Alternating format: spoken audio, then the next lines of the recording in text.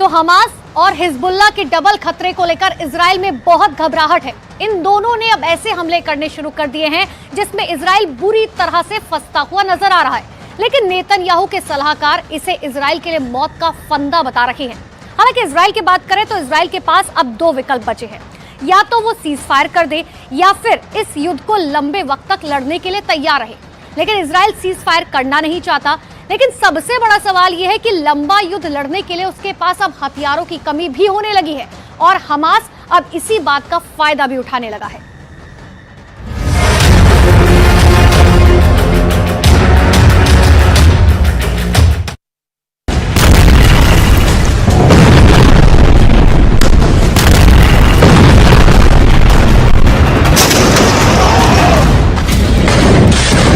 Video के एक एक फ्रेम को बहुत गौर से देखिए। हमास अपने से कई गुना शक्तिशाली इजरायल की सेना से कैसे लड़ रहा है। यह वीडियो इसका उदाहरण है। हमास के लड़ाके बेहद सस्ते रॉकेट, जिनकी कीमत खुद $100 भी नहीं होगी, जमीन से दाग रही है।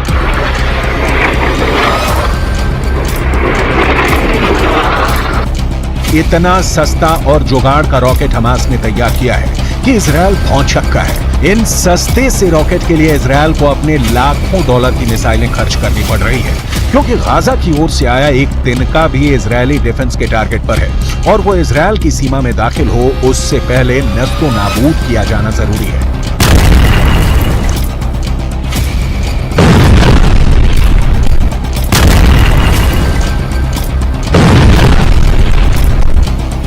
हथियार शास्त्र समझिए और युद्ध में इजरायल के नुकसान को समझिए।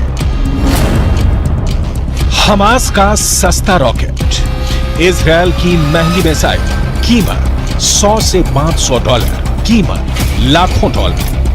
इजरायली खुफिया एजेंसी और इजरायली एयरफोर्स की सारी ताकत इन जैसे बेहद कमजोर और हल्के रॉकेट को रोकने में लग रही है। हमास के अल कुद्स ब्रिगेड ने ऐसा ब्रेन लगाया है कि इजरायल की परेशानी बढ़ गई है। यहां आपको हमास के अल कुद्स ब्रिगेड के बारे में जरूर जानना चाहिए, क्योंकि इजरायल के खिलाफ हमास की लड़ाई में अल कुद्स ब्रिगेड फ्रंट लाइन पर लड़ रहा है।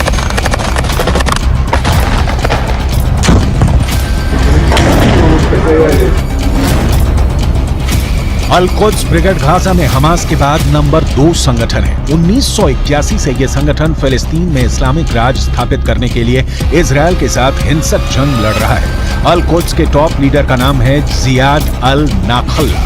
ये खुद सीरिया की राजधानी दमिश्क में रहते हैं, लेकिन वहीं से अपने लड़ाकों को ऑर्डर देते रहते हैं। हमास कैसे इजरायल की वॉर स्ट्रेटेजी का तोड़ निकाल रहा है, इसकी कुछ और डिटेल आपको आगे दिखाएंगे, क्योंकि युद्ध में जीत की गारंटी आर्थिक नुकसान की तुलना में हमेशा बड़ी होनी चाहिए। लेकिन इजरायल के साथ ऐसा नहीं हो रहा।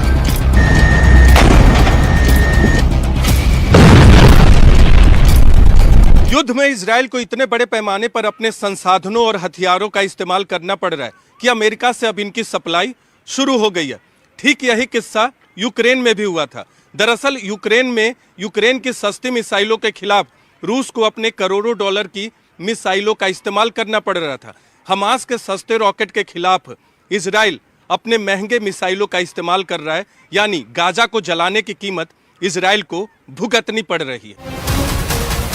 इजरायल ने इससे बचने के लिए आसमान में अपने सबसे खतरनाक परिंदे में से एक को पिंजरे से बाहर निकाला है। इस परिंदे वाले हथियार की जरूरत इसलिए पड़ी क्योंकि इजरायल पर हमले के बाद हमास के लड़ाके सुरंगों में छिप जाते हैं, जिसकी वजह से इजरायल की सेना को उन्हें ठिकाने लगाने में परेशानी होती है। हमास ने गाजा में करीब 500 किलोमीटर लंबी सुरंगें बना रखी हैं।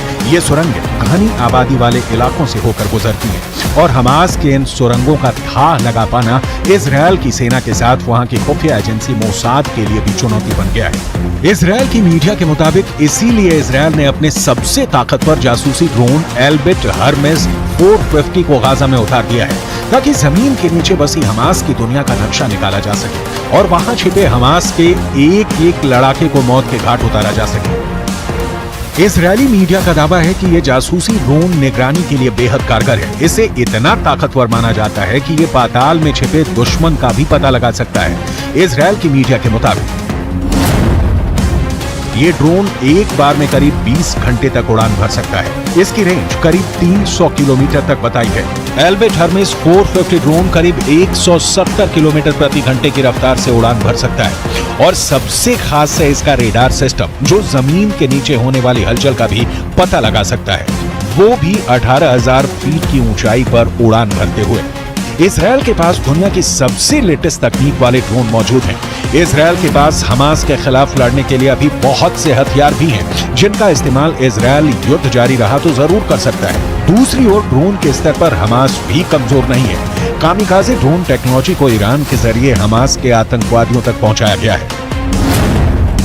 इसके जरिए इजरायल की फौज के हर एक मूवमेंट को हमास के लड़ाके पहले ही जान लेते हैं। काले रंग का कामिकाज़े ड्रोन आत्मघाती हमलावर है। इसी ड्रोन के जरिए अभी तक आईडीएफ के खिलाफ हमास ऑपरेशन को अंजाम देते आया है। ये यूक्रेन में इस्तेमाल किए जा रहे ईरान के शाहिद ड्रोन का सस्ता वर्जन है। हमास की सुरंगों में अभी काफी हथियार बचे हुए हैं, जिसे जमींदोज किए बिना हमास का संपूर्ण विनाश संभव नहीं है। लेकिन इजरायल के साथ परेशानी यह है कि हमास ही अकेला दुश्मन नहीं है। लेबनान के हिजबुल्लाह भी हैं, यमन के हूथी विद्रोही भी हैं, जिनकी ओर से हमास के समर्थन में इजरायल पर मिसाइलों और रॉकेट से हमले हो रहे हैं। हालात इतने बदतर हैं जैसे कभी भी किसी भी वक्त तीसरा विश्व युद्ध भड़क उठे।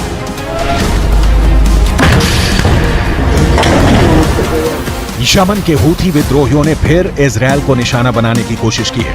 इस वक्त लेबनान के हिजबुल्लाह से भी ज्यादा हमले इजरायल पर हूथी कर रहे हैं। इन हूथी विद्रोहियों का आका है ईरान। हूथी विद्रोहियों की मिसाइल लाल सागर से होती हुई दक्षिणी इजरायल के एलट शहर में गिरने वाली थी, लेकिन इजरायल ने लाल सागर से आती हुई उन बैलिस्टिक मिसाइलों को मार गिराने का दावा किया, क्योंकि दक्षिणी इजरायल के एलट शहर में उसका एरो 3 मिसाइल डिफेंस सिस्टम तैनात है, जिसने हूथी विद्रोहियों की मिसाइलों को पहचान कर मार गिराया। הלחימה נמשכת, אין הפסקת אש, אנחנו חוזרים על זה, אין הפסקת אש, אנחנו ממשיכים להילחם. हूथी विद्रोहियों को रोकने के लिए अमेरिका ने लाल सागर में अपना एयरक्राफ्ट कैरियर आइजनहावर उतारा है, तो वहीं हिजबुल्लाह के खिलाफ भूमध्य सागर में जेराल्ड फोर्ड पहरा दे रहा है। इजराइल के पास खुद दुनिया का टॉप एयरक्राफ्ट सिस्टम मौजूद है। इजराइल इस वक्त गाजा में अपनी पूरी ताकत से जुटा हुआ है हमास के अंतिम लड़ाके की मौत तक। यमन से आती मिसाइल को इजरायल के एरो 3 मिसाइल डिफेंस सिस्टम ने नष्ट कर दिया। इजरायल का एरो 3 मिसाइल डिफेंस सिस्टम सटीक हमले करने में माहिर है और मिसाइल को ट्रैक करके उसे हवा में तबाह करने का दम रखता है। इजरायल ने जब एरो 3 मिसाइल डिफेंस सिस्टम का टेस्ट किया था तो ये 100% सफल रहा था। हमास किसी भी स्तर पर इजरायल के सामने नहीं टिक सकता। लेकिन सवाल है कि इस युद्ध का अंत क्या है? क्या किसी साजिश के तहत पश्चिमी एशिया को जलाने की कोशिश की जा रही है?